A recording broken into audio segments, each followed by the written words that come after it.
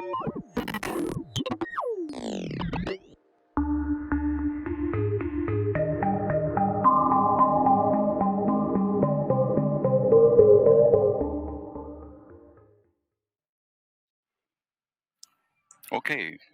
good afternoon, everybody. I welcome you to a very interesting session this afternoon. We will talk about a community approach to measure earthquake data, and this is related to the Izmir earthquake this year, I believe, Orkut. I welcome Orkut as our speaker. He's connected from Istanbul, and it is his first talk at the first Congress for him, so he has never seen or heard us before, maybe just from remote. So, yeah, I'm interested to see about what he was talking about, and I would like to hand over to you, Orkut, and maybe introduce yourself. Okay, thank you for introducing me. I'm very excited to be here online, at least. I'm Orkut Murat Yılmaz from Istanbul, Turkey. I'm a survey engineer and I'm working as a DevOps engineer too. Actually, I have been working as part of some NGOs which have been focused on free software, open data, crowdsourcing, and also internet privacy too. We have different NGOs in Turkey and with different focuses. So one of them is r3s, which I am a member of. And this project is done by the efforts of r3s. So I'm going to introduce a little bit. I'm going to introduce you the r3s, our NGO.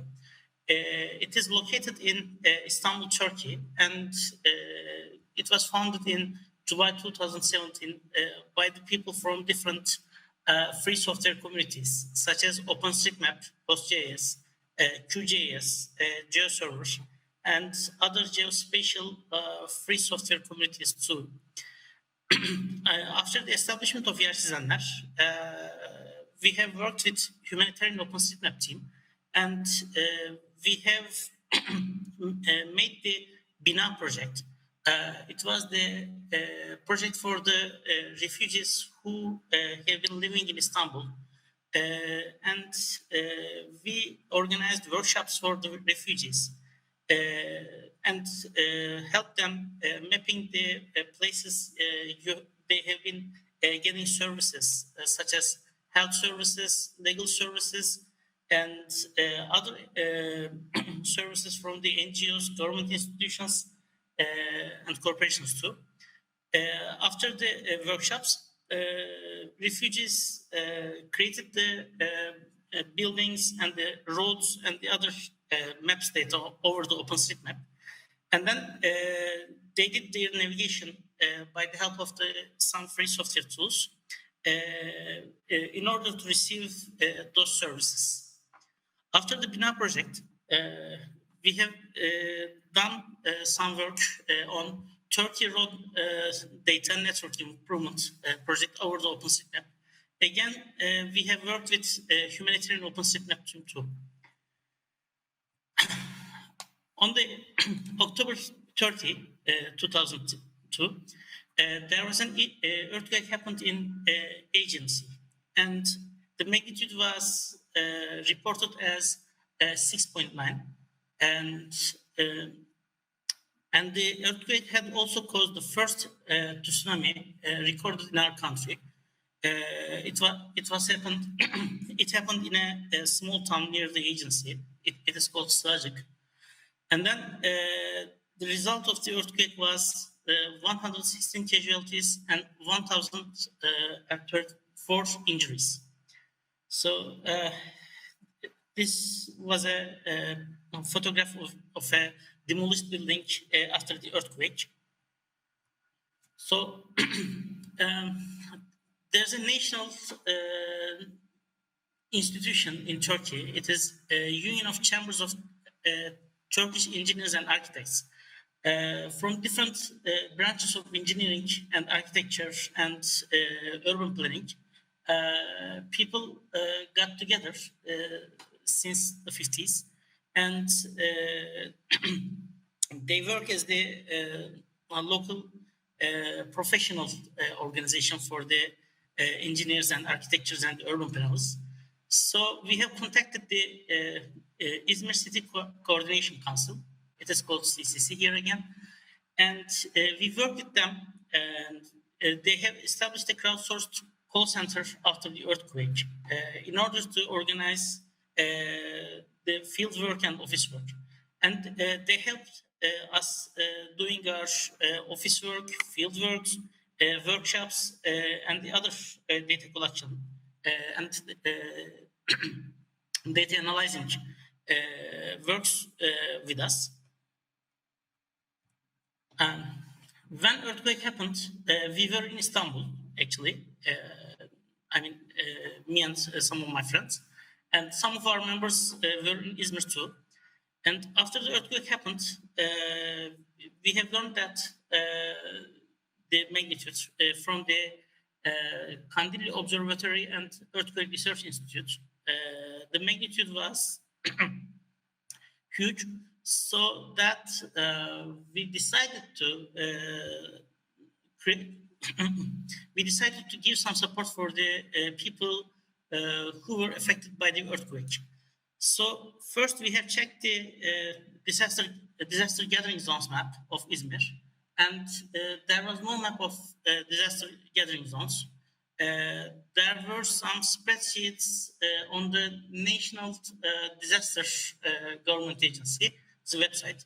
So we have collected the data, and then we have created the disaster gathering zones map in an hour after the earthquake. An hour after the earthquake, our disaster gathering zones map was online, and we started spreading it over the social media. And then we went to Izmir, and because of the all the works we have done with the humanitarian OpenStreetMap team, we have some know-how about using mobile applications and mobile forms in order to gathering data from the disaster areas. So we have contacted the Izmir City Council of National Chambers of Engineers, and then we go to the field and we went to the disaster areas. And then we have collected the demolished buildings data first. We have collected the building type.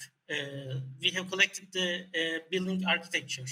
We have collected the is there a roof level? Is there how many levels the building has, and the other data as well. And after that, when we collected the data, we have published another online map over the UMap. So we have three layers of the map here. One of them is fully demolished buildings right after the earthquake. And the second layer is about partially demolished buildings. And the third layer is showing us controlled demolition of the buildings. After the earthquake, there were some damaged buildings and demolished buildings as well. And some damaged buildings were demolished by the workers and engineers and the other people there. And then we have organized a meeting with the Izmir City Coordination Council of National Chamber of Engineers. And then we decided to create a public forum and distribute the form to the people who were affected by the earthquake. And then we started collecting the citizen data. We asked people, where is your building? Where have you been living? And do you have the photographs of the damage? And the city governor's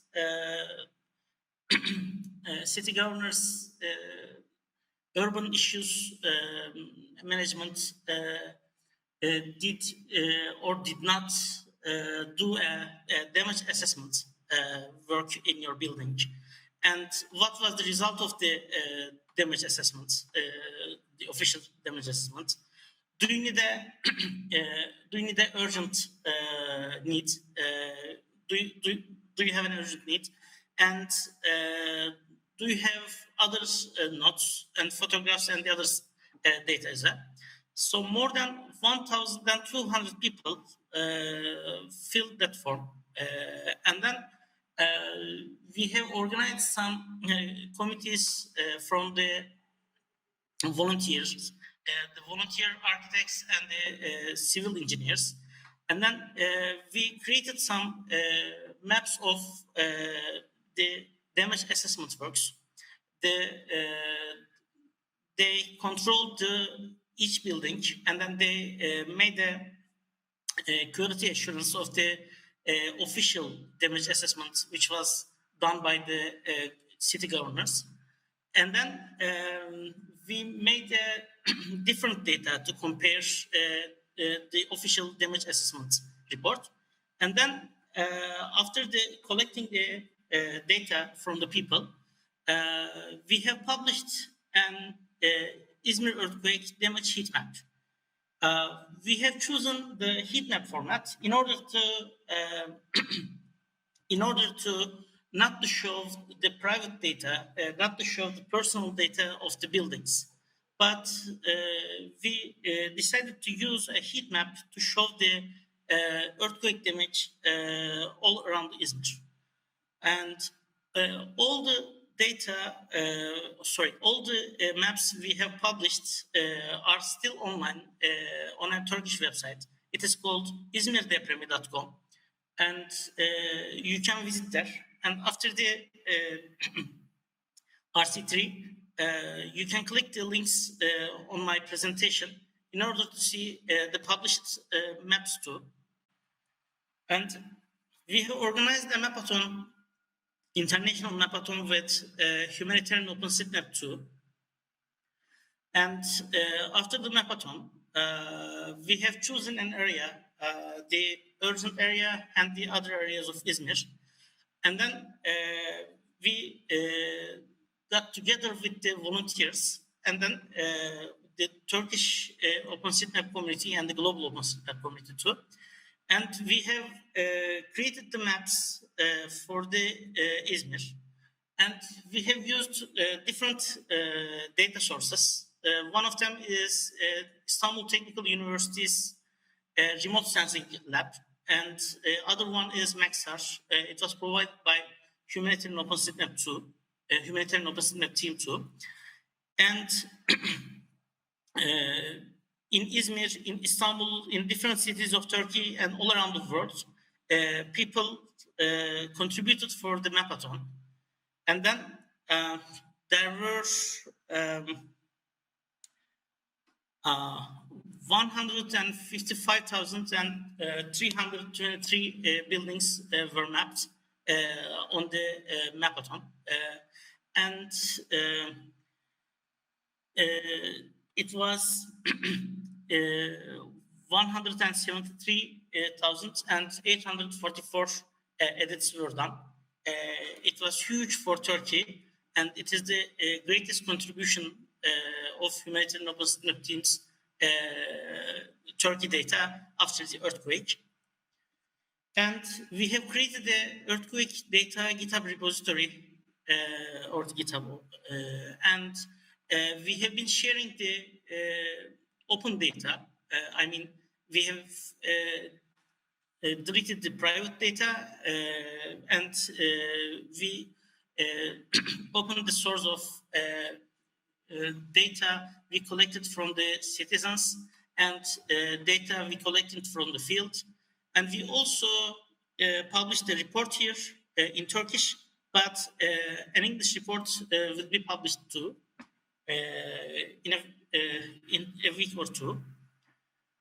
So this is the stuff we have done in order to, in a response of Izmir earthquake, as the citizen engineers, architects, and urban planners too. Thank you for listening to me. Thank you, Orkut. You said the map is still online. Can you show the map right now? Is it possible Yes. to have a quick view or walkthrough? Okay. So this one is disaster gathering zones map of Izmir. It is online on UMap. And this is the earthquake, demolished demolished buildings map of the earthquake. And you can check the layers here. I mean, these are the fully demolished maps, and these are the partially demolished buildings. And then these are the controlled demolished buildings in the earthquake area, actually. Sorry. And then